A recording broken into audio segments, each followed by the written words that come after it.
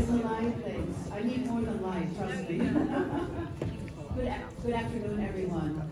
On behalf of Let's Talk Vero and Irina Wolfley, myself, Belle O'Hare, it's really great of you, A, you came out on a Monday, and it's raining. So thank you so much for coming. And all of you here too, hello. Now, I recognize a lot of dedicated, philanthropic-minded humans here today. And I would love for those of you that I know represent your respective organizations, I'm going to put you on the spot. Would you mind standing up and just tell us real quick what organization you are, the president of, the CEO of, COO, etc. Who wants, and please, so. Good evening, Tracy Mitchell. I'm the Executive Director of the Red Cross covering Palm Beach to the Treasure Coast. Thank you for coming. Thank you. I have colleague Anthony with me today. I am Shannon McGuire-Bowman. I'm the Executive Director for Child Care Resources. I'm Barbie Alderman. I'm the Development and Event Manager at Indian River Charter High School. We are a nonprofit. Anybody else here in this section? I know it back here. Yes, please. Linwood Fuller, the Art Village here in Vero Beach. Nice to see you. Right, Malone. Jane McNulty Sneed, I'm the Director of Development for United Against Poverty. I'm Phil Barnes, I'm the Executive Director for Youth Guidance. Anybody else ask that you cut off here? Morgan Reynolds, President of Main Street Vero Beach. Yay! This gentleman. Hello, my name is Michael Dunn, President of the Newport Club. Ginger Bergman, Founder and Executive Director of Coastal Connections. Good evening, Michelle Martin, Ocean Research and Conservation Association. I am Development and Special Gift Officer. Wearing all hats. Please, go ahead. I'm Ann Posey, I'm the Chief Executive Officer for Types and Teens. We do children's mental health. Karen Toole, Communities Connected for Kids. I'm the Indian River County Director. We are child welfare. Thank you. I'm Susie McCoy Schreiner, and I'm President of Impact 100. Yay! And someone told me you invited the six finalists for the seven finalists for the 100,000 a pop. A piece. It's a big pop, yes, sir. I'm Bill Cooney, I'm the President and Chairman of the Board of Indian River Hospital District. You could be a very interesting Christmas snack after the program. Good evening. I'm Vicki Soule, CEO of Treasure Coast Community Health that offers primary care to all. Paul Robertson, I'm the Vice President of Advancement at Indian River State College and the Director of the Indian River State College Foundation. I'm Wilfred Hart. I'm the Community Liaison Specialist for the School District of Indian River County. Wendy Barker, President of AAUW Vero Beach.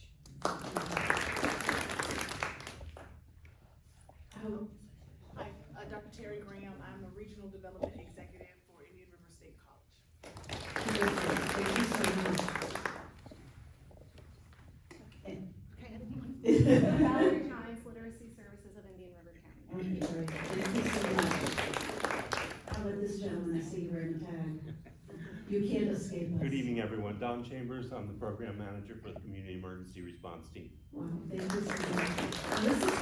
This is really terrific. So maybe you've now seen somebody that's associated with someone you wanted to meet and chat, and so maybe you can meet and huddle maybe afterwards. We should be done by 7 o'clock. The good news is the bar is open till 6:30. And Lori won't mind if you sneak out and get a drink and another sandwich. And so speaking of Lori, I'd like for you to meet Lori Collins, who is the General Manager of Riverside Theater, and she just wanted to chat with you for a couple minutes. I'll have to adjust this microphone way down. Hi everyone, many of you may not be aware, but Riverside Theater is actually also a nonprofit organization. We do rely on donations to bring you the quality program that we provide here. You may notice if you come to these meetings, the configuration is a little different every time. So this is called Theater in the Round, and this is for our next show, which is called Every Brilliant Thing, which is an interactive one-man show. So if you would like to come and you're sitting up here, you'll be a part of the show. So, yeah. I wanna sit there. Yeah, if you come late, you get front row and then you're a part of the show. Some of you are saying, I like the old configuration better. We have to do it according to the show because we don't want to be resetting and taking apart the room when we have shows coming. So appreciate everybody. I think we're back to Comedy Zone setup, Jordan, in April. Yes, so we'll be back to the Comedy Zone with the regular tables and the stage back up here. But thank you so much for coming. I need water. Thank you so much for coming, or wine. I'm gonna go. And enjoy. And thank you. Thank you. Hi, everyone. Speaking of April, the program will be Let's Talk Healthcare in Indian River County with Dr. Richard Rothman. So we'll get an invitation out soon, so we hope to see you then. So we'll be back to Comedy Zone setup. So I just want to say thank you all for coming. Thank you, Dr. Pickering, and to Mary Egan, and to Mayor Coutinho. Thank you all. I just want to say this could not be possible, these monthly events that we do, without Beryl O'Hare. She powers Let's Talk Bureau. She hosts these community conversations, and obviously Riverside Theater. We're really grateful for this wonderful space. Many of you know Beryl, but if you don't, in addition to her philanthropic work, she is the managing director of the O'Hare Group, Merrill Lynch here, right on Beachland Boulevard, and is consistently ranked one of the state's top women wealth advisors, and this year she ranks top in the nation, which is fantastic. Thank you for making Let's Talk here possible. And partnering with Beryl are 4 other people, well 5, Kimmy and Joey, from Joey and Kimmy's Seafood Market and Restaurant, which is widely regarded as the purveyor of the highest quality seafood on the Treasure Coast. Joey and Kimmy is a local treasure if you haven't been there. I came upon it late because for me it's hidden on US 1. I look straight ahead, but it's right on US 1 and 18th Street. But it's a real gem. We have the lobster bisque, and if you catch Kimmy at lunchtime, you'll feel so well taken care of. And if you're busy for dinner, the grab and goes are amazing. And then there's Morgan Reynolds here, who is with Beyond the Trend Marketing. It's a dynamic full-service marketing agency. Morgan and her team deliver efficient and effective campaigns, making them a true one-stop shop for businesses who are looking to enhance their visibility. Beyond being a superb marketer, Morgan is a dedicated partner. I can speak to that. Christine Hughes, who's not here with us tonight, she wanted to be with us, but she's not feeling well. She's a perennial top producing realtor in Vero Beach. She currently ranks number 3 at Dale Sorensen and number 25 out of 1,000 countywide. And then there's Ed Shanafy. I don't know, is everyone in here familiar with the new sport called padel? So few of them. Anyway, it's not a wave. So go to the Boulevard Tennis and Padel Club if you haven't been. The clubhouse and the grill are open to the public, and you can sit courtside and watch this new. It's one of the fastest growing sports in the world. So we're very fortunate to have it here in Vero Beach. And that's it. So thank you, everybody. Okay, great. So you met Lori, and over here is also Oscar Sales, who is marketing wizard extraordinaire for the theater, right, Oscar? But as Lori said, this is a nonprofit theater, so I want to just tell you a little bit more about this place. And I know some of you have joined us before, and I'm sure you'll be ready to say this about the theater. You've heard me say it a few times, but so it's nonprofit. It's the largest producing theater here in the state of Florida. So this is where you're sitting tonight, so which is really terrific. Now, since we're all about community engagement, I wanted to share with you what the theater actually does for the community. So it employs about 100 people. Most of them live here in Indian River County, and the total salaries is about $2.4 million. And that all obviously stays here in the community because the employees, by and large, also work and live here. They also hire throughout the season about 200 artists. So contrary to popular kind of perception, this is not, you don't see traveling shows. So they actually, the theater actually puts this together themselves. They do it the old-fashioned way. They go to New York City in the fall and they audition. And they audition these very talented people that then feel really lucky to kind of draw the long straw and come to Vero Beach in February out of New York City. It's not a bad gig. So they, all in, they hire about 200 artists throughout the season. A stunning 500 volunteers help here, so all the nice folks you see take their ticket and help you to your seats, etc., etc. Those are all volunteers. The theater's annual budget is about $12 million. And I'm going to estimate about half of that is ticket sales. And the other half, believe it or not, is all through fundraising.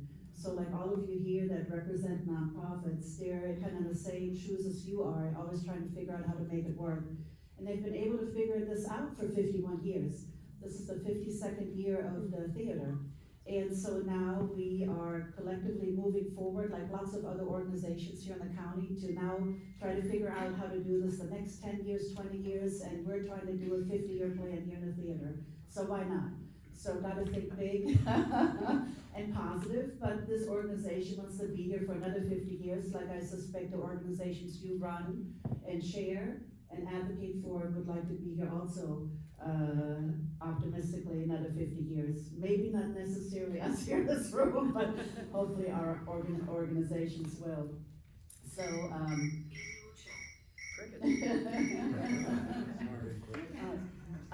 obviously, philanthropy, it's okay. It happens to all of us. I hope I turned my phone off here, not to worry.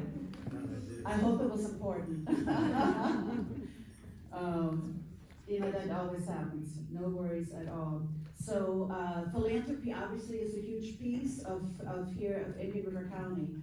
And so hence we thought to kind of start the dialogue with nonprofit. We thought we'd have these two wonderful people here share their insights. Jeff Pickering is the president of the Indian River County Community Foundation, and Meredith Egan is the COO of United Way. So they have big positions. And I'm sorry. Earlier, he was a doctor. That's why we're just. Really flexible. What would you like to be? Please call him a doctor forever and always. Dr. Jeff. Oh, I should tell you, Jeff's son Grant is in the Singing in the Rain. Singing in the Rain show. There are these two young men. How old is your son? 10-ish? 11. Close. These two young men, they're like 11-ish, and they're tap dancing. And they're the beginning and the end of the show. And they're adorable. They're adorable. I mean, if nothing else, it's worth it to buy a ticket just to see these two kids grin, like from ear to ear, the whole time they're on the stage. Super cute. Awesome. Anyway, so we got singing in the rain. So maybe your son is the big hit here. You should have brought it. Yeah. You should have. Could perform for us. So, so Jeff is the CEO of Indian River Community Foundation, and he has 25 years of experience in philanthropic leadership. And he previously led community foundations in California and in Central Florida, and served in nonprofit roles aiding homeless adults. And I hope he'll share with us today how we can learn more about your organization and how you think it fits in with what the county is doing, needs to do, etc. And then Meredith joined the local United Way in 2014, and I think I've known you since this is year 11, yeah? To establish a community impact business model, shifting the organization from meeting unmet community needs to addressing the underlying causes of those needs, placing greater emphasis on designing, implementing, and measuring solutions to tough community problems. So that's a big thing. Yeah, where'd you get that? I don't know. I'm gonna write that down. 2014. Yeah, I like that. Yeah, okay, well, we'll try to paste. Oh, Okay, well, I'm happy to hear that you like it.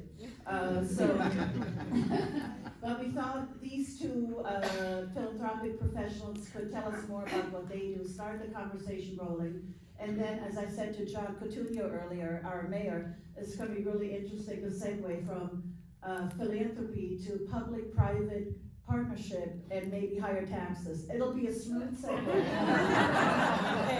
and won't be any problems. And so would you two like to come up here, or just one at a time? And I'm going to put Meredith on the spot. Let's all wish her a happy birthday. But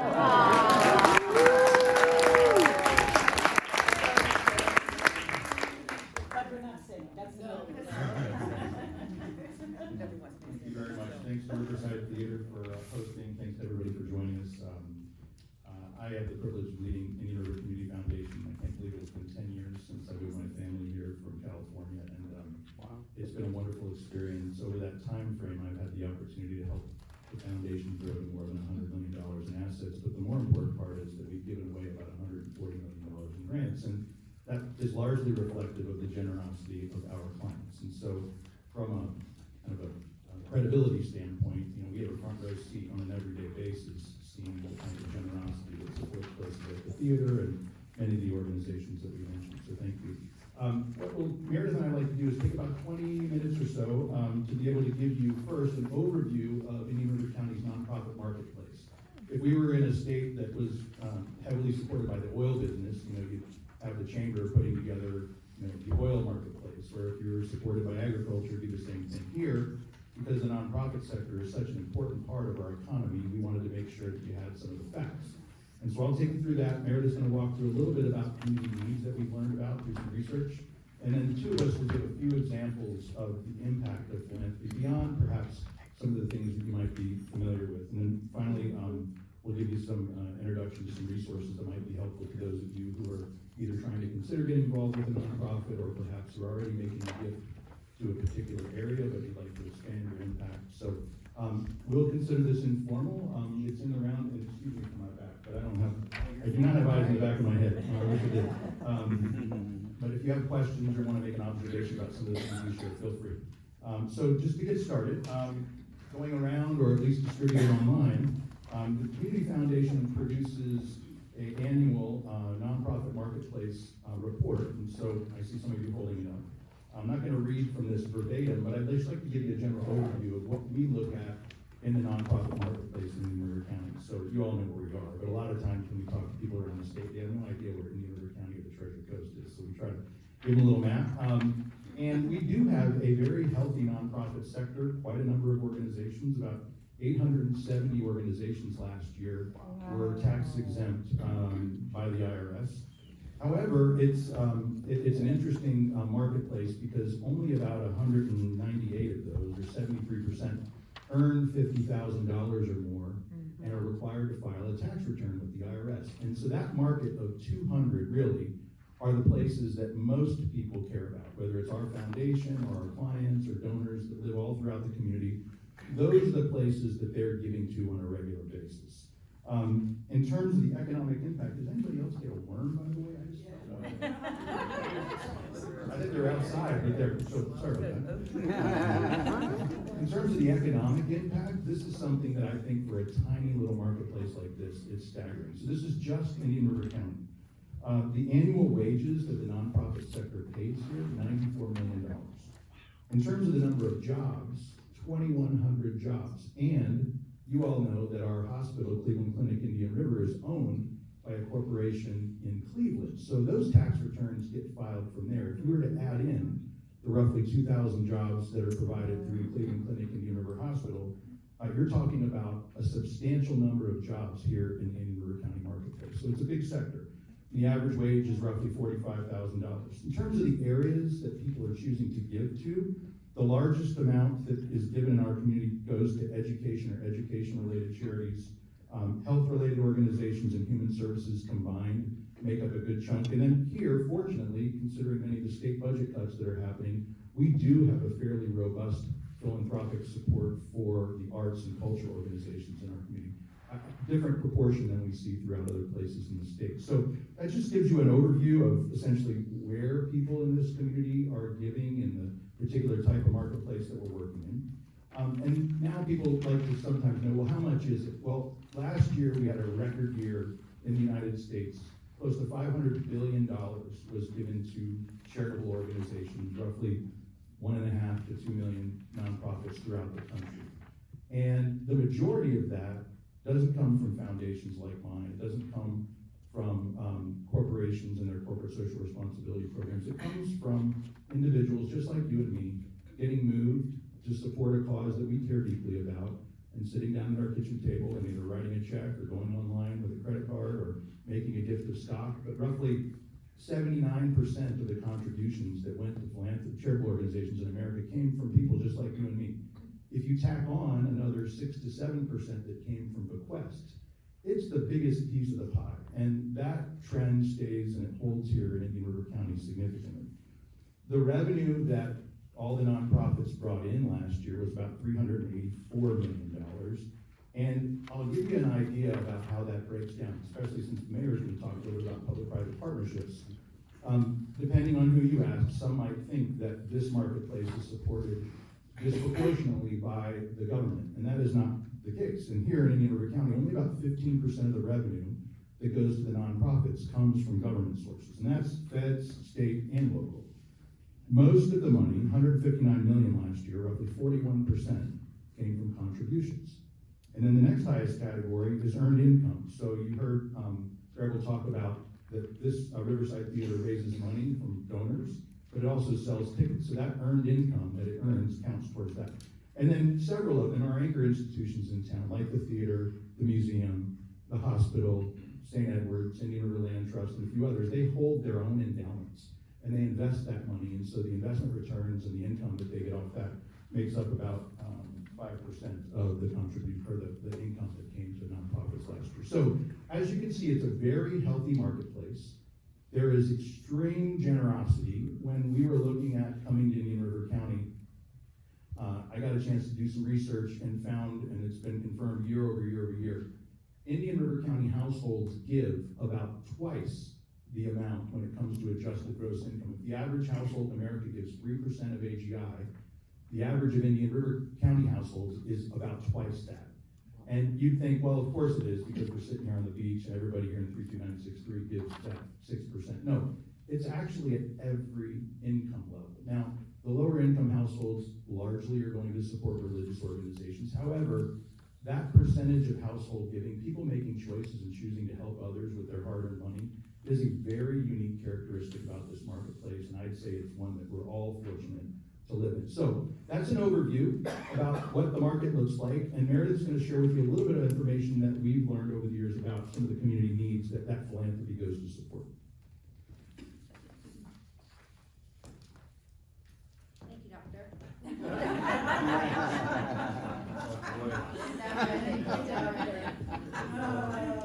So, Doctor, we'll see you now. I actually want to pick up on just where Jeff just left off. United Way, many of you are familiar with the United Way model. And when you think about the marketplace here in Indian River County, when we talk about workplaces, obviously we don't have a strong corporate foothold here in Indian River County to be generating those types of workplaces in the traditional United Way model. And a significant portion of the United Way revenue through our campaign is from Publix employees. Think about that. It is at every level. It's those cashiers, it's the bagger giving $1 a week through their Publix campaign to support United Way, and in turn to turn around and support the nonprofits here in the room and the community. So I just wanted to underscore that. Yes, we know that there's immense wealth here, but for United Way, that is also true. We're getting that $1 a week, $1 every 2 weeks, and they're so proud to be able to give that back to the community. So I just wanted to start a little bit about philanthropy, right? We're here to talk a little bit about the public-private partnerships, and we have a lot of examples of where we've been successful there. Philanthropy can be such a catalyst for change in a community. It really has the power to influence and in our world, we can be reactive and we can be proactive. Oftentimes, the wheels of government grind a little slower than in the philanthropic world. So that we have the ability to be nimble. Just take what happened in October. You know, I in no way want to mischaracterize FEMA or the response efforts of this state, but within 24 hours, we had philanthropic dollars invested and already flowing to community partners right here in the room in response to the tornadoes, that we're giving out food, tarps, whatever was needed. So philanthropy had that ability to be agile and responsive within hours. So that is really, kind of the frame of reference, when we talk about the needs, that's why we really want to drive home this needs assessment piece, because we know the data and we know where those needs are because of the research we're doing, so that at any given moment, we can think about how to fix those problems, how to step into the gap. Florida is one of the fastest growing states in the country. We have nearly 1,000 people moving to the Sunshine State every day. And as Jeff said, we know Indian River County is one of the most generous in the United States. So when we talk about the millions of dollars that are flowing in Indian River County around philanthropy, we knew that for local funders and donors, they wanted to have data and information to lead to where they were going to invest those dollars and make the most change. So measuring results was really hard a few years ago. Up until about 2020, there was no comprehensive resource on Indian River County to indicate where we were making progress or where improvements could be made. So our organizations joined forces along with the county, so public-private partnership, number one, the health department, John Ellen Community Foundation, I think those are everybody, to really undertake the first true community needs assessment for our community in a while. So whether you were a donor, a volunteer, a philanthropist, a public official, this was going to be a resource that was available to you. It was a 12-month project that we started in spring of 2019 and concluded in spring of 2020. Which obviously is important to emphasize. All of that data was pre-COVID, but it really gave us, in hindsight, it gave us a great baseline to look at where the needs truly were. Then overlay all the issues that came along with COVID that were added to it. So we brought in an independent research company. We garnered about 1,400 surveys and 12 focus groups with the help of 50 nonprofits, many of whom are in the room, to glean the specific needs for Indian River County. We focused on 6 domains: children, economic opportunity, employment, health, housing, and seniors. So the data was really important to help our stakeholders identify the most valuable investment for their community, where we could direct programming and where we could scale up resources to meet those needs. So we really wanted to be making data-informed philanthropic investments. So I know you've got the nonprofit market report. We did not provide you with the immense amount of data that resulted from the needs assessment. It is available on Jeff's website on Indian River Indicators in a very user-friendly way. We are also in the process of updating that needs assessment. So we hope that by the end of summer, it will be updated and available. We'll be doing a roadshow similar to this to unveil the results of that. But just I want to touch on a few of the things that came out of that needs assessment. So we know that we are the 10th largest income gap among the 3,000 counties. So our life expectancy is 79 years old, but yet in 32963, it's 87 years old. In the Gifford community, it jumps down to 76 years old. 60% of our residents spend more than 1/3 of their income on housing, and 78% of those are women-led households. Our teen pregnancy rate is higher than that of the rate of Florida. We have increased births to mothers with less than a high school degree. Our infant mortality rate is going down after a high spike, but it is still 3 times higher for Black women in our community.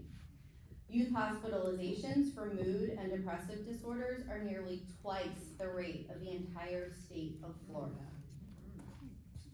We got Karen in the front row. Rate of children placed in foster care is declining, but it is still higher than all of Florida. And the majority of children placed in foster care are actually white. We have 13 gynecologists for about 75,000 women in our community. We have a staggering low rate of mental health professionals and clinicians. So these are just some of the things. I'm not trying to bring you down, we're gonna bring you back up, don't you worry. But those are the kinds of things that the needs assessment brought to light, and we were able to really scale up programming in those areas, or identify providers to help start programs to meet some of those needs. But I also want to remind everyone, we're talking about philanthropy, like that Publix associate. Anyone can be a philanthropist. So yes, we all think of, when we think of philanthropy, we think of buildings like this with someone's name on it. But you can be a philanthropist by adopting a sea turtle nest, right? Or supporting the Boy Scouts, or buying the Girl Scout cookies.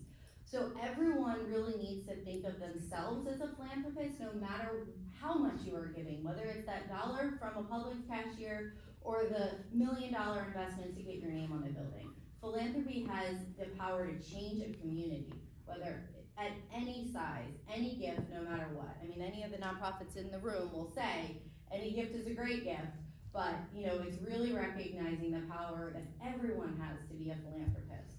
So next we're gonna get into some of those examples of where we took that needs assessment and honed in on certain programming. Dr. Jeff. I already went to the gym today, I'm not gonna go up, down, up, down, so I'm gonna go ahead and take 2 of these and I'll talk about from there. So, in our needs assessment, one of the things that is helpful to me and my staff members on my team is that it's organized in certain domains, and particularly we get to see, long-term impact when we make philanthropic investments in certain areas. So one of them that I'd like to mention is the area of health. And you heard Meredith talk about the high incidence of infant mortality. And in Indian River County, one of the challenging factors in that, with the low number of not only gynecologists but OBs, is that 67% of the births were to babies whose mothers accessed prenatal care in the first trimester. So that other third of the folks that are here end up having babies without access to prenatal care in the first trimester. Those are high risk. And a little over a decade ago, our infant mortality rate was perhaps one of the worst, not just in the country, but honestly in the world. It was reflective of a third world country per capita. And because of significant investment from both the public sector and the hospital district and also philanthropy, that rate has gone down, down, down over the years. And those dollars have supported everything from access to care through organizations like Treasure Coast Community Health and Whole Family Health and others, but also very specific programs that address those high-risk moms, and if there are dads or partners involved, those folks too. So Healthy Start Coalition is one of those. Their programs focusing on those roughly 150 to 200 high-risk moms with babies who never got access to the prenatal care in the first trimester is one of the main reasons why that has gone down. You think about $100,000 to that organization. That basically covers the cost of about 50 of those high-risk moms to get into prenatal care, maybe not the first trimester, but whenever they're ready to come in.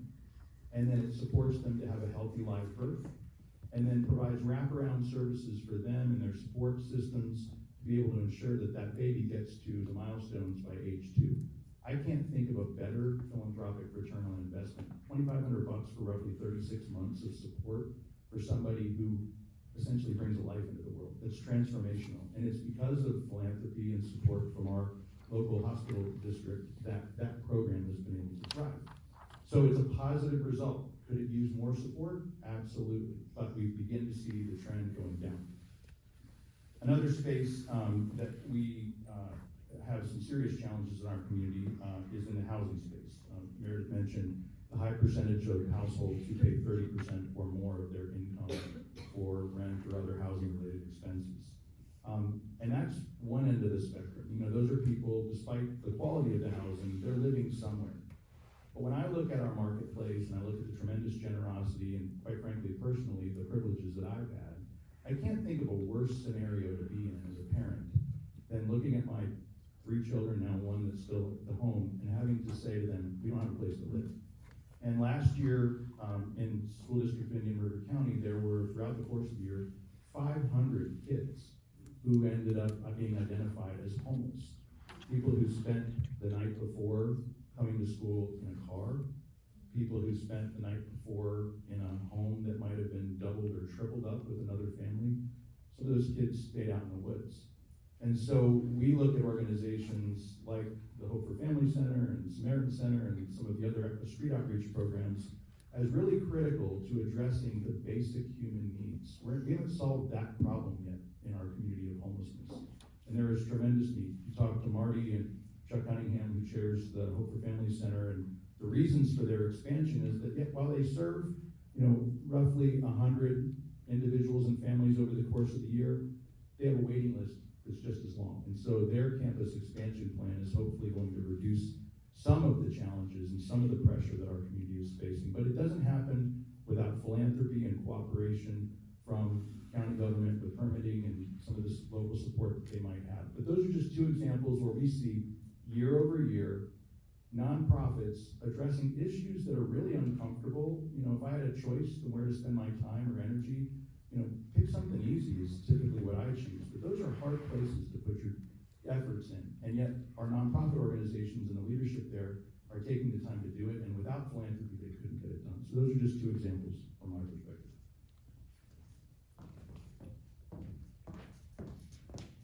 Just so you guys know, our entire outline is like flip-flop, so. So we're all over the place. So one of the things that United Way specifically launched about a year and a half ago is called Access to Justice.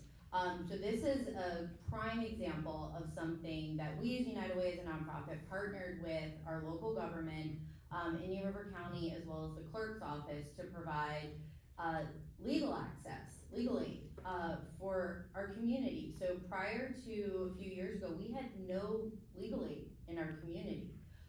This really became apparent during the pandemic when the eviction moratorium was happening.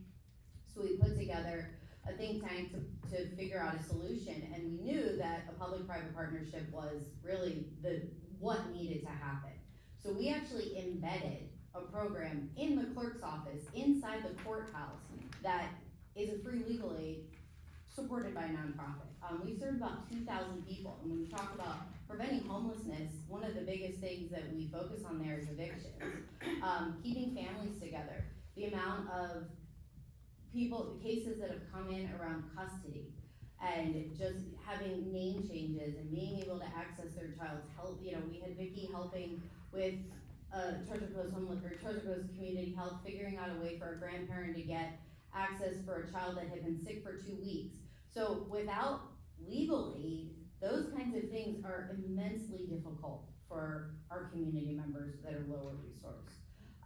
So I want to talk a little bit about ALICE, and how many people know what ALICE is? All right, good.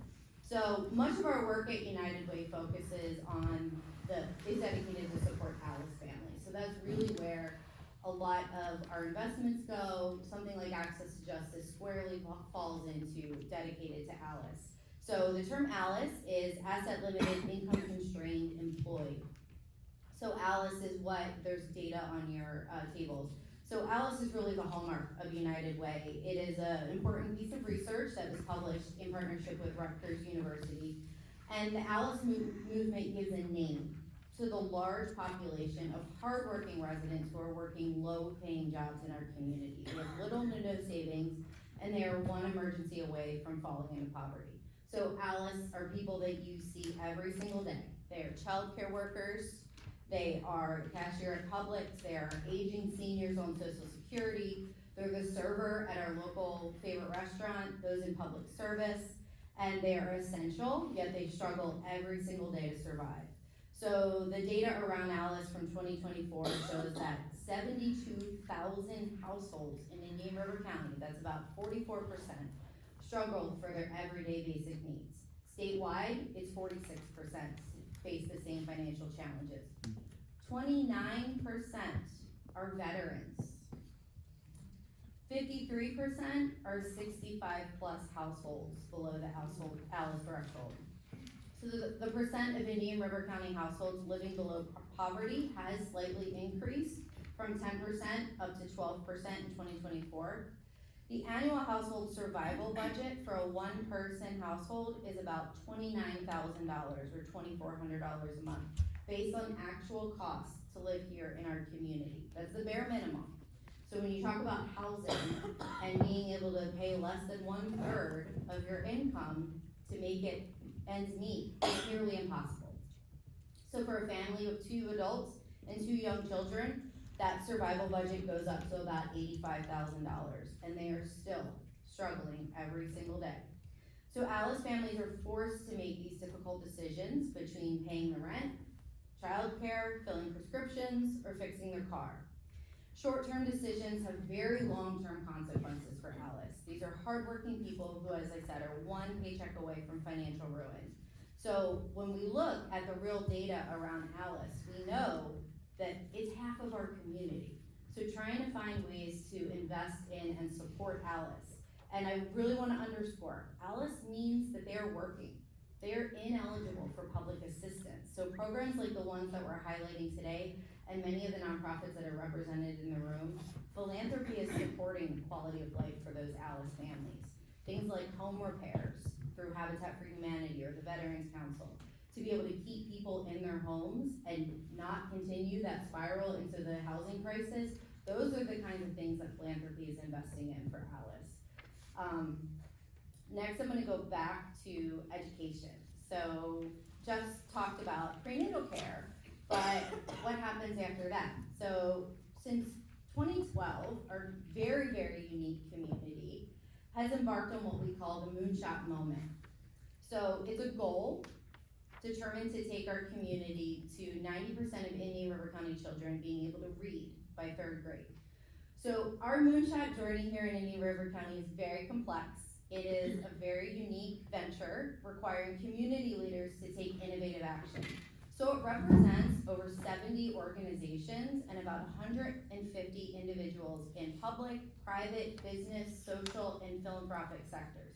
So this is a true public-private partnership that provides leadership training, structure, and relationships to move from the traditional silo-based approach to collaborative learning.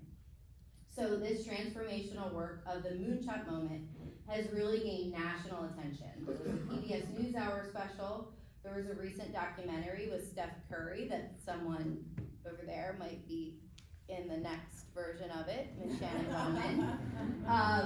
It has been highlighted on the National Campaign for Grade Level Reading. The work here is really, truly innovative, and it has completely, in the past decade, transformed the way we coordinate prenatal care, the transition to preschool, the transition to kindergarten, how parents are involved in that entire process, and then how parents are integrated into the science of reading in elementary school. We know that schools and busy parents cannot do it alone, and it would take an entire community fueled by philanthropy to make our children ready for school and successful readers. So this public-private partnership has leveraged with the school district, and Dr. Moore has completely embraced it to create things like a true moonshot school at Vero Beach Elementary and moonshot academies at various schools around the community that are incredible assets for families in our community. So a decade ago when I moved here, the focus and understanding on early learning as really the place to have the biggest return on investment was just starting to take hold. We knew that investing early was gonna pay off huge for learning and life success. So there's lots of statistics, but we usually like to say for every $4 invested, there's about $16 in returns. Investing in things like potholes, it doesn't get the same return on investment. So human infrastructure is so important for us to invest in our community. That means kids. So we do have an incredible model here. Things like childcare resources. This is the highest quality childcare I've ever seen. It is a true testament to how philanthropy can change a generation. It's a homegrown program right here in our community that was started by local philanthropists with a vision in the early 90s. And it has truly changed the trajectory for hundreds of families who would have stayed in the cycle of poverty and have lacked educational opportunities.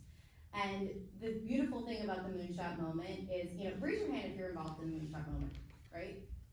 Huge amount of the room. So it is not just focused on third grade. It has expanded so far. We've got Phil, who's joined the Moonshot Moment a couple years ago, that's focused on young adults and vocational training. Vicky at Treasure Coast Community Health, focused on health literacy. It is truly a continuum that has connected, who are you pointing at? Everybody. Indian River State College, connecting with professionals that are starting their journey to become teachers and understanding that science of reading. This is the type of public-private partnership that philanthropy supports, that changes a community. I mean, we all say this is a special place to live, but these are the examples of why it is so special and how philanthropy is changing it. So we've thrown a lot of information at you, and if you're like me, it takes time to digest. There's some resources. Meredith mentioned the existing community needs assessment is on the Community Foundation's website. That address is on that report I handed out. So is a resource called Nonprofit Search. This is a online search engine where you basically can look at the information on the leadership, the management, the financials, and the programs of all the nonprofits that file tax returns here in Indian River County. So that's a valuable resource, either when you're getting to know a charity, or if you've been giving to a charity at $1,000 a year and you've been asked to give $100,000, you kind of want to know, okay, what difference is that going to make, and you can use that resource. Indian River Indicators, as Meredith mentioned, is the online community needs database, and that will give you at your fingertips current data and information about all the different areas that we just talked about. Time and Treasure is an annual publication. Many of your nonprofit friends that serve on nonprofit boards, or those of you who lead nonprofits, sometime in the early summertime, some intern at my office is going to be calling you to make sure that all of your information gets in here. We publish that together with Vero Beach Magazine.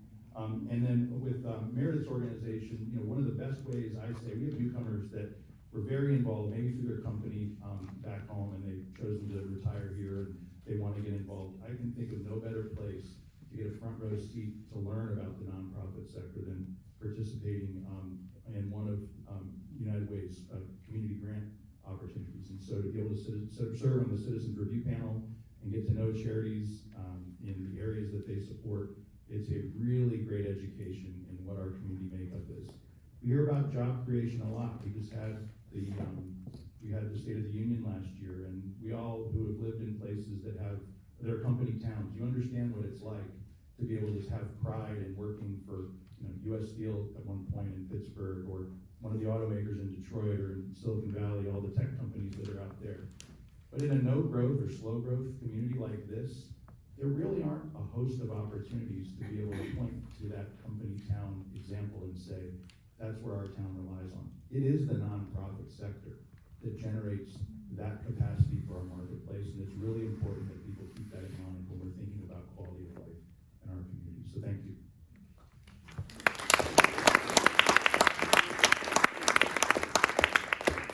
There'll be a quiz at the end of this. E, all of the above. So in terms of time, it's 6:20, so I thought maybe it'd be nice to ask to see if any, I'm sorry? Well, Come on. Don't be shy. Thank you. You're welcome. Thank you for hosting this. This is great. You're welcome. So I'm with Impact 100, and how many of you all have gotten a grant from Impact 100? Raise your hands a little bit higher, because there is not enough in this room who have come to Impact 100 then for a grant. Impact 100 is a group of women. We have taken philanthropy, as we have heard today, that philanthropy is for all of us, whether you're buying Girl Scout cookies or you have your name on a building, it's what drives our community. At Impact 100, each woman donates $1,000, and then we pool our resources so that we can give out $100,000 grants. So we each become big philanthropists. We've given the bus for Up Against Poverty. We've given the youth employment. That was GYC, but Impact 100 did provide the support we needed to do our skilled trades. Okay, skilled trades for, and I get a little confused. Child care resources, and y'all have gotten 2 or 3 grants from Child Care Resources. We provided 3 grants for the Treasure Coast Community Health, and we've probably given y'all 3 grants. And I wanted to introduce, so what we do every year, this year we have almost 500 women that, is this working? It's finicky, just need to hold it close. I probably don't need a microphone, but we have almost 500 women, so we're giving out $466,000 this year. So we'll be giving out 4 $100,000 grants. So I want to speak to you all, you nonprofits who have never applied for a grant from Impact 100. We want to give you money. We want to give you big money. We want to give you $100,000 for a big project. So see me or Angela Diaz is on a visioning committee. Lisa is on our board. Joanne Lycos is on the board. See us and we can help point you in the right direction so that you can apply for a grant for next year. But this year I'd like to quickly introduce our 7 nonprofits that are vying for grants this year. We'll be giving out 4 $100 and 3 $22,000 grants. $22,000 is still a lot of money. Do they have time to speak or should I just introduce them? Okay, all right. Up here, we have Phil Barnes from Gifford Youth, guidance, and they have this fabulous program, the Culinary Academy. They're going to be teaching children how to cook so they can have a healthier lifestyle, but also so that they can get jobs in the culinary industry. And they're going to be bringing their parents in so the parents can learn how to cook. Up Against Poverty, we all know they were the Mark Center this year when we had the tornadoes. When they had the tornadoes, they were the center for all the agencies in the county. They were out of power for 4 days. They were out of power for 4 days, so we want to power up. And so we're going to help provide power for them so they can stay open during emergencies. We have Will Malone. Where's Will? Will Malone is in the back here. Will is with the Hibiscus Children's Center, and there's a serious problem in our county with children with child abuse.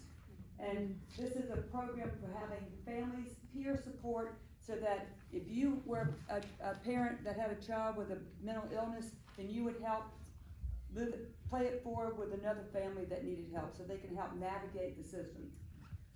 Michael Dunn is with a group we didn't know, the Newport Club. And the Newport Club is an organization for alcoholics where they can find a place that's more than just a meeting. It's a social club where they can go and watch football and not have to be worried about not having a beer. They can go and bring their children for pig roast. So it's a club that's more than just a meeting. It's a club where they can build a community. Mary Linderman is with the Treasure Coast Community Health.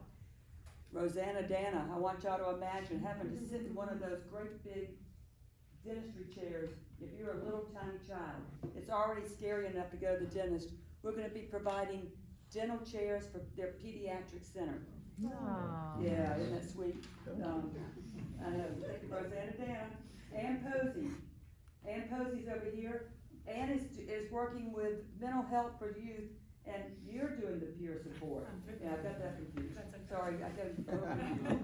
Ann is doing the peer support for families that have children with mental health issues, so they can navigate the system better. Let me back up to Hibiscus.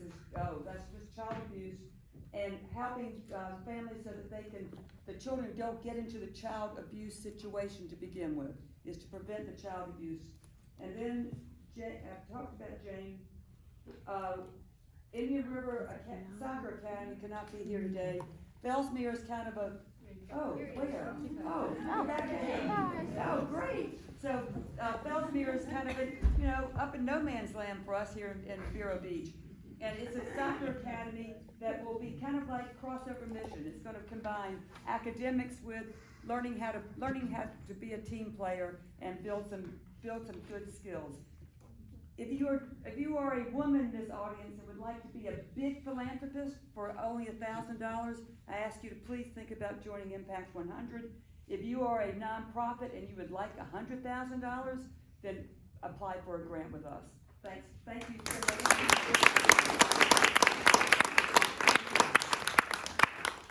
So you're right, the mic goes in and out. Here we go, it's back in. Okay. I just turned the air conditioning up because I came in here and it was very warm, so it should cool down just for a minute. And then last call for the bar.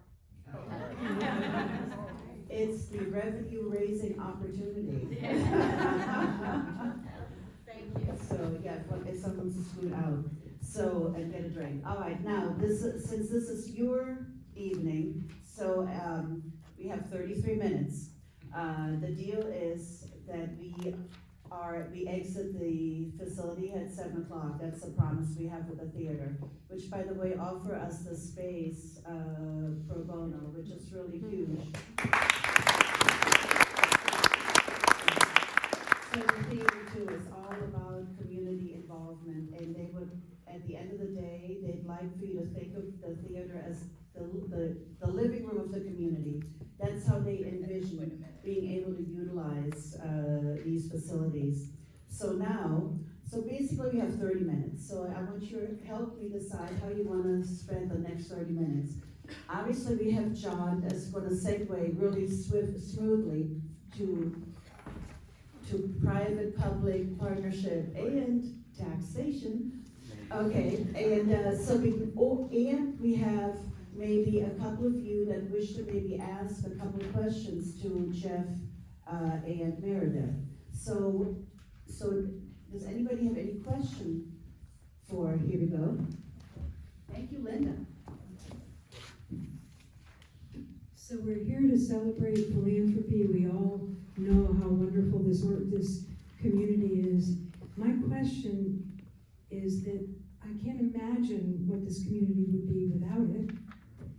And it seems like the systemic issues aren't getting better, right? So that's my question. We have this wonderful philanthropy. Why aren't the systemic issues getting better or going away?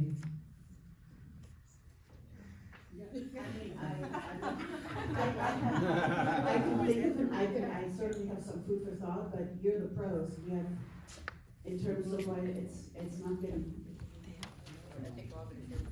Well, I mean, these are massive issues, and so many of the things that we've talked about in our needs assessment and the four examples we gave, I mean, those are all examples where the needle's been moved. I mentioned, the infant mortality rate was here, now it's gone down. Literacy, used to be on the other side of 50%, now it's north of 60%. So there's, time takes time, but I'm a firm believer that, and as you saw in the report, I mean, philanthropy is doing more than its fair share.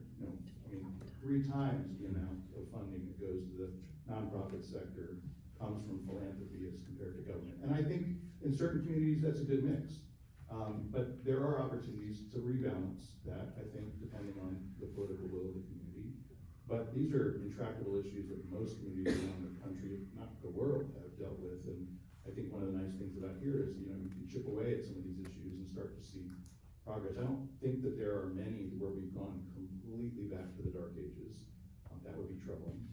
But I think we've seen incremental progress, but it's going to take time. And we had COVID, and we had tornadoes. Yeah, so very big picture. I've lived here I'm in my 41st year of living in Indian River County.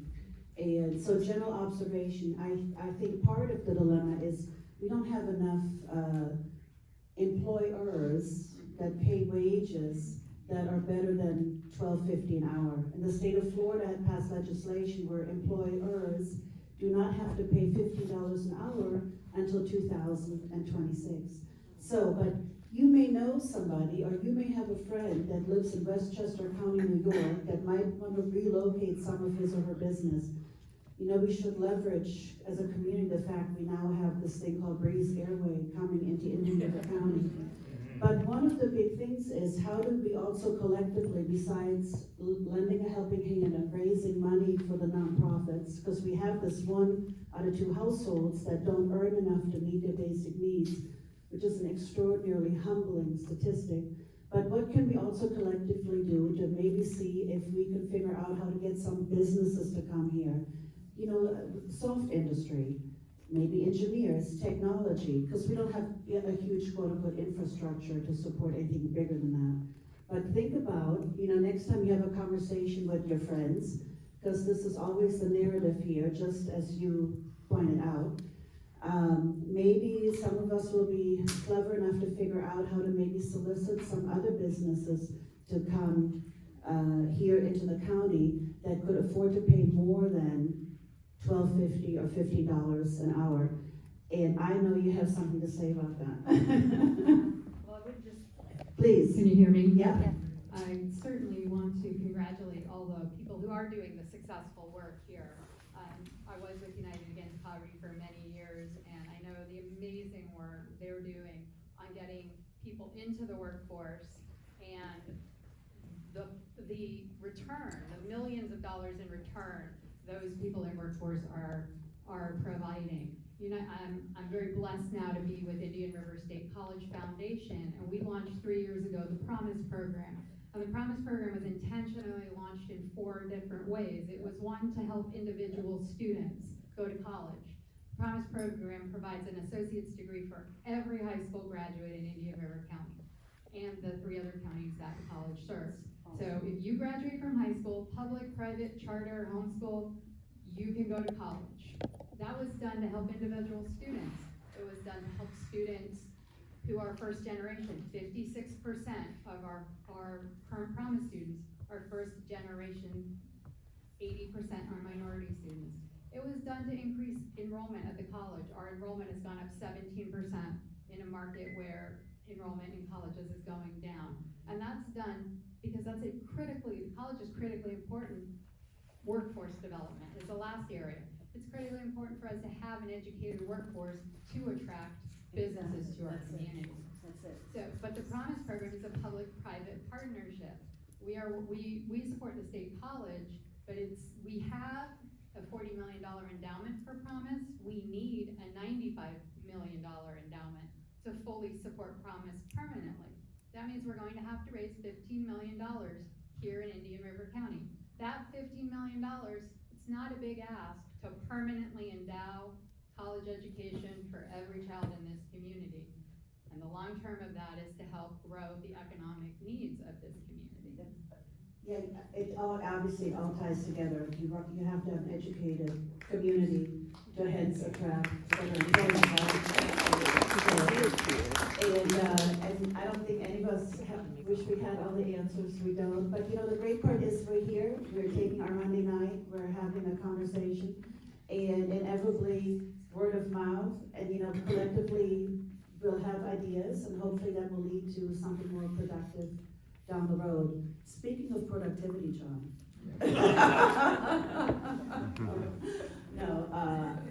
Sure there's not more questions? No. So I don't know if you've had the pleasure of meeting John Coutinho. He is the mayor of our city, and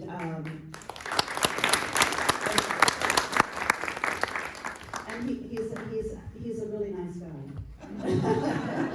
You're welcome. And but I know he works very hard, and his colleague John Carroll is here, who is also on the council, and so is Mr. Voss, who's on the council, and Ken Baker used to be on the council. So now that Irina and I are dabbling in this community engagement, never really had an opportunity to spend time with individuals like you that I think you volunteer your time on city council. You're certainly not compensated enough for your time. And so I'm really appreciative that you raised your hand and were willing to run for public office and put your head out, like you will tonight. I'm just kidding. All right, so thank you so much for coming tonight, and we appreciate your good feedback. I hope so. Absolutely, it's all good. It was a good segue, because, Your notebook, I saw it. I got my Learning Alliance notebook. No moment. Good job. And this is my little brag for the night, is that, as of March 24th, I'm gonna be joining their marketing committee. So, they extended the invitation to me, and I will be joining them, and it's a great organization. The moon, to experience a moonshot program is, if you have a chance, please do so, because it's an amazing organization, it's an amazing program. P3s in general. I think many people may know this, many people may not. Florida is probably the leading state in all the United States for private-public partnerships. I think it has to do with the DNA of Florida in general. We try to maintain an effective, efficient way of governing, and private-public partnerships help you do that. We in the city of Vero have done them, I'll say informally. We actually have one going on with the Indian River Community Foundation, the Homestead Boardwalk. Jeff kind of got forced into that, but it's one of those things where it was an offer he couldn't refuse, I think. But that's something we're working with. You know, we began one with Piper to try to help us clean up Pocahontas Park back a couple of years ago. We got involved also with UP and trying and organizing something to do with affordable housing and the homeless population. Some of these are replacing functions that a city can do or actually does, and some of them are because you're trying to tackle a certain problem or something that's happening in your city. And the one thing I recognize about government, I've come from the private sector. Government can find a problem, it can understand a problem, and come up with a solution, but it's really terrible at delivering the solution. Okay? And it's because of what government is. It's the logistics of solving the problem, how you have to solve it, the factors that you have to put into developing the solution, and then delivering it. And it takes a long time, consensus building, multiple city councils, multiple staff changes, all have to happen, all have to progress to deliver a solution. I mean, one of the ones that's ongoing now is, the Three Corners. Three Corners has been going around since, I think, 2017, when it was first mentioned somewhere. And we are now in 2025, and we still haven't come up with it. We have an idea what the solution should be. We have a structure for trying to deliver a solution, but right now, we really don't have the solution. It could be coming soon, but right now it doesn't exist. So I think that the misnomer for a number of people when they mention private-public partnerships is they believe the partner, or the government in this case, does this for free. You get into this organizational marriage per se, and they're gonna deliver a solution, whether that's cutting the lawn or maintaining your infrastructure, and they're just gonna do that out of the graciousness of their heart, and the city's been able to unload this task, and therefore I can keep my taxes low, and stuff like that. But that's not really the case. What a private-public partnership should actually do, the key here is the partnership part. Florida is under a lot of pressure now. You can probably have read it, because it always makes headlines, they're gonna eliminate property taxes. They're going to, the one that there's a new Senate bill going to committee tomorrow, where they're gonna do away, they wanna do away with CRAs. And then they're kind of attacking local government. And the key, one of the key aspects of how we generate our revenue of local government, which is how we pay for all the services we deliver, is the ad valorem tax. And the the distribution of sales tax and other fees that the state collects and comes down to our city to use to support the services we give to our citizens. So I think right now, in fact, it's on the agenda for tomorrow, and we won't go into any further discussion other than that, is private-public partnerships. And it's going to be for the, in my opinion, please I'll emphasize this, in my opinion, a successful private-public partnership can address issues of infrastructure or enterprise funds, which the city, not that they shouldn't be in it, but there's a more efficient way of delivering the service or the goods, per se, okay? And that's what we have to look at, I believe, going forward. So from a strategic standpoint, as you look in the future of your city, if you're gonna have reduced revenue coming from your sources, how do you go ahead and tackle the problem of infrastructure? We have infrastructure issues in our city, roads, some of the issues we have at some of our recreational facilities. So how do you tackle that problem if you can't do well, how do you tackle a problem? Public-private partnership is one of them. How do you go ahead and address some of your enterprise funds who have traditionally functioned as an enterprise fund, delivering, maybe it's a service, but maybe it's a service that the city doesn't necessarily have to have, okay? But it's been historically been a business of the city. How do you continue that? Have revenue be credited to your city from that enterprise fund, but deliver those services on a more universal basis, a more cost-effective basis, and maybe remove the city from the day-to-day management of it. Because managing would be a business and competing with the marketplace is going to be it's very, very difficult for a city to do that and do that successfully. So that's how I look at private-public partnerships, and why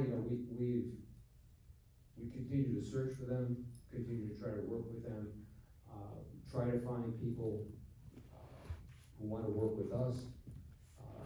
There is also legislation that Florida passed last year, which makes it actually easier for cities to work through private-public partnerships.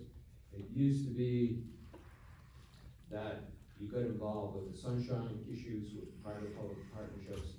You get an unsolicited under what they call House Bill 781. That just covers private-public partnerships. You can get an unsolicited private-public partnership proposal from someone from whoever, for whatever reason they want to give one to you, and you would have to then expose that in the sunshine. Well, now you can go into negotiations under, as long as you have a statute currently on your books, we can go into a negotiation with that proposer, put it that way, and negotiate a partnership without necessarily bringing it into total sunshine until the appropriate time to introduce it to the citizens. So I look at this as a form of maintaining an efficient, effective city. We should also, as we look at Vero Beach residents, actual residents of the city here, okay, great. So we actually have probably we're probably the 6th lowest millage rate of any city our size, delivering full services in a whole 400 plus municipalities in the whole state of Florida. So we should be proud of that. We should be proud of that in one aspect, but as you go into the future, you need to make sure you have your revenue sources, all the things that are happening at the state level, all things that we want services to be delivered to us. There's going to be pressure on our city council to deliver that to you in the most cost-effective manner. They mentioned about taxes. We really don't know from a tax standpoint. It's a little premature for what can happen. I think this again, my opinion, any politician who stands in front of you and says, there's never gonna be a tax increase, I will tell you, is lying. Okay, that's just, again, this is my opinion, I'll just say this from me, it's not from anybody else in the council who will be sitting on it, but that person is wrong. You really, at this point in time, don't know from the city standpoint, for a number of reasons. Number one, the appraisals haven't been done, finalized yet, and the numbers coming from Wes Davis's office haven't been finalized. So you really don't know what your revenue's gonna look like, that's number one. And number two, what they call the infamous millage rollback rate hasn't been calculated yet from Tallahassee. Tallahassee calculates that rate, sends it back to the city then looks at it and decides, what to do %.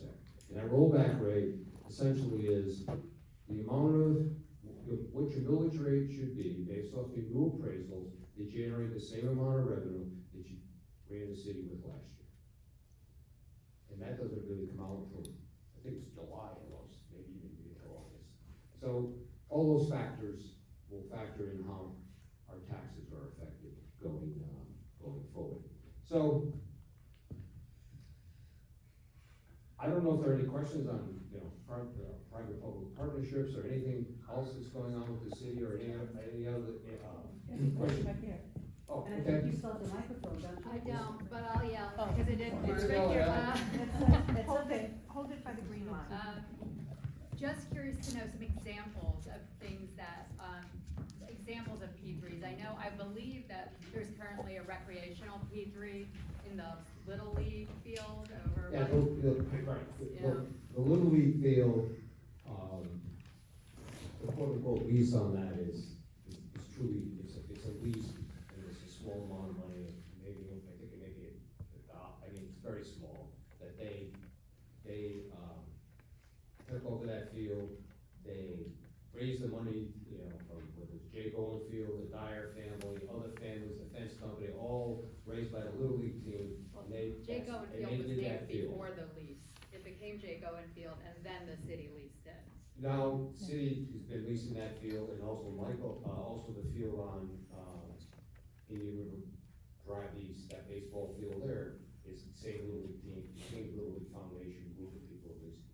So And that's it's a very, not a it's a very nominal lease. Yeah, I was looking for some examples of what specifically when you say, I know there's not things you can specifically talk about, but if you can generalize the areas that you are thinking Okay, about we using. did that, we also did one with Piper through Main Street, funded a redesign of Pocahontas Park, that has been generated, Piper paid for it. So, you're It's considering a P3 a charitable donation, like what Tom Core did with Humiston, or are you talking about a P3 being a partnership where public-private agencies say you go into a lease agreement whereby the city no longer has the revenue from the lease is actually supporting the. You have to deliver a service, you have to deliver something from the public, private partnership, for it to be considered a private-public partnership.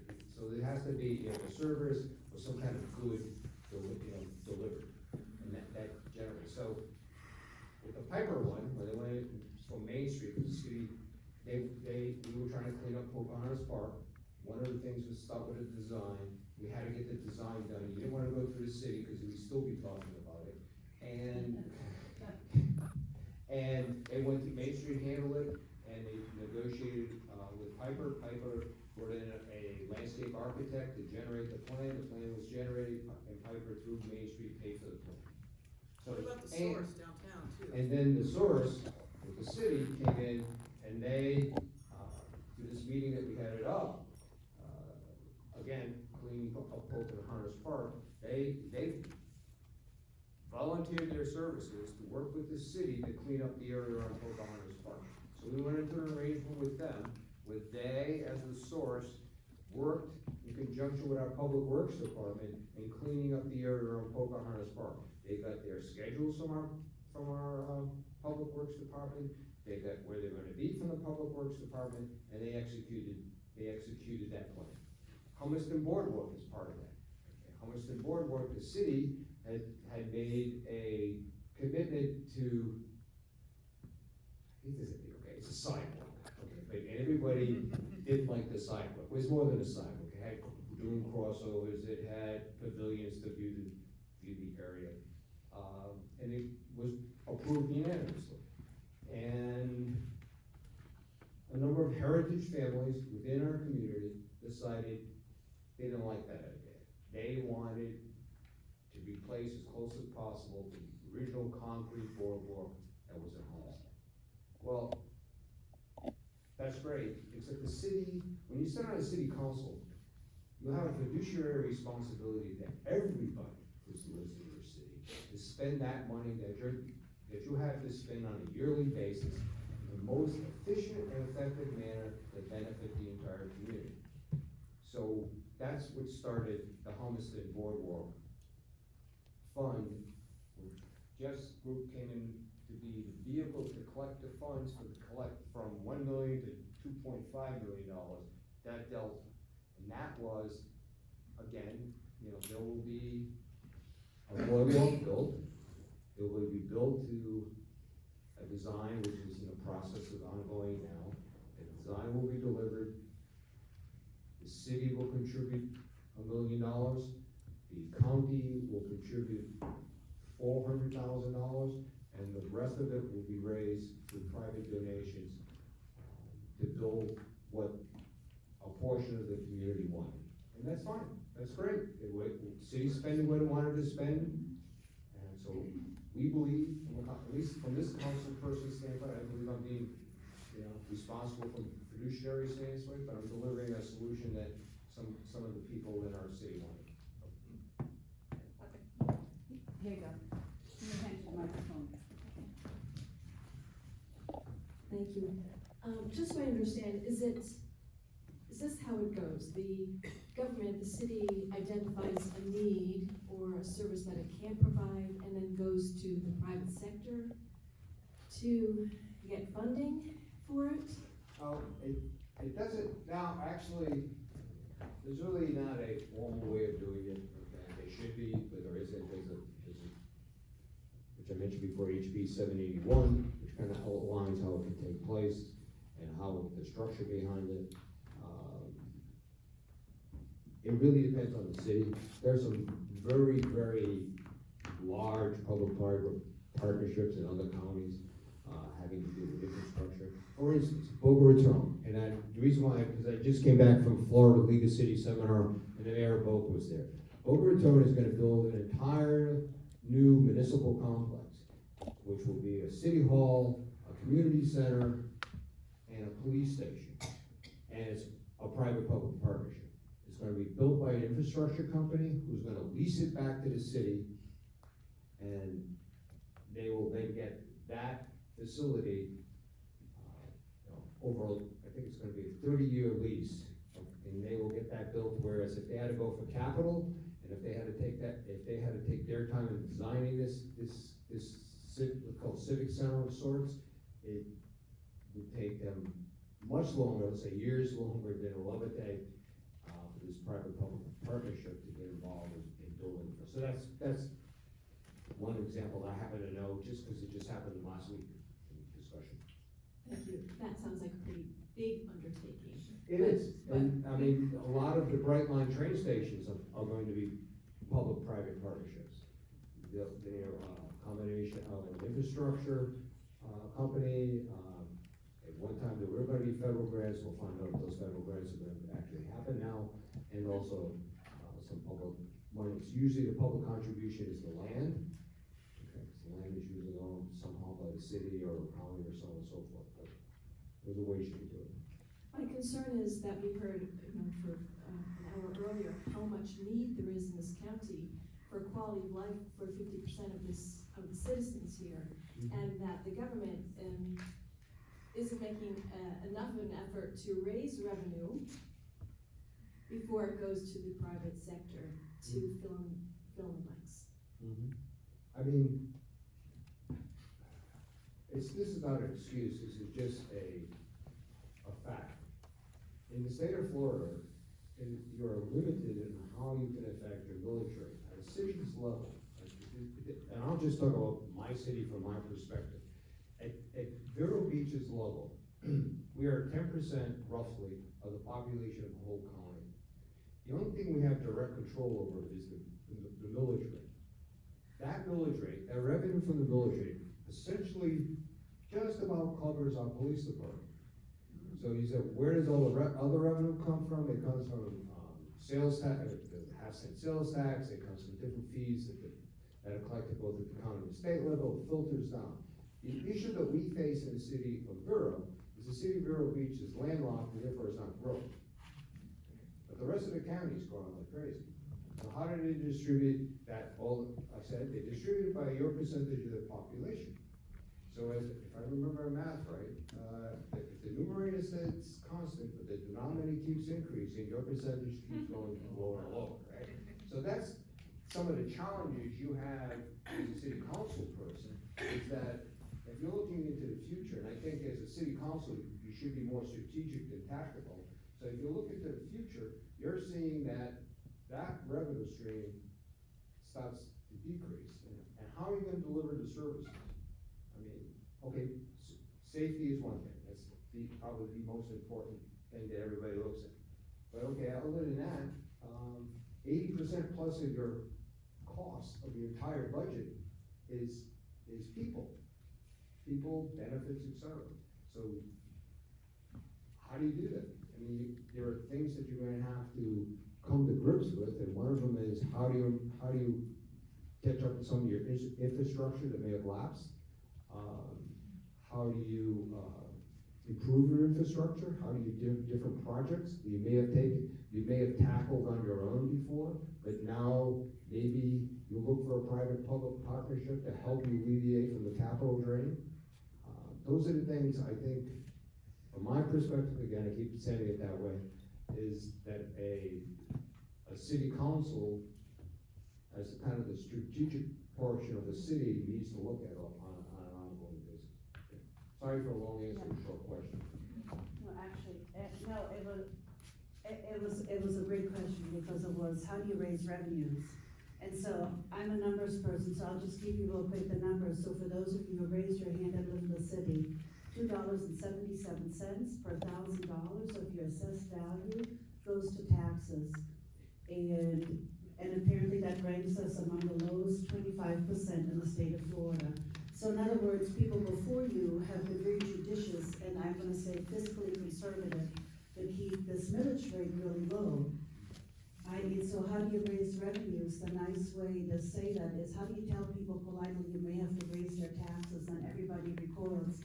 So it's $2.77 per thousand. So now, just for comparison, in Sebastian, they pay $3.20 per thousand. In Fort Pierce, $6.90 per thousand. And in Port St. Lucie, $4.70 per thousand. So to your point. And in the city that most people compare us to, which is Stewart, right, it's 5.0. Excuse me, did I mention Stewart? No.